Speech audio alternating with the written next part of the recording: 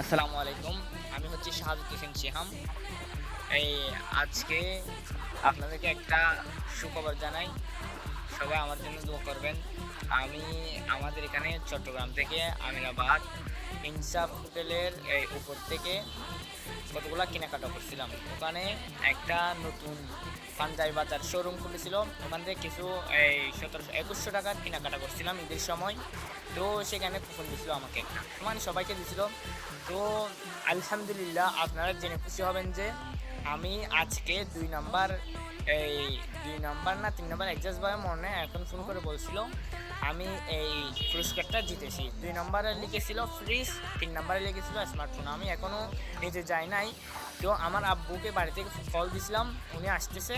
তো আমরা সবাই নিতে যাব, এটার আপডেট আপনাদেরকে জানাবো। আপনারা আমাদের সঙ্গেই থাকুন আর একটু আমাকে সাপোর্ট করুন।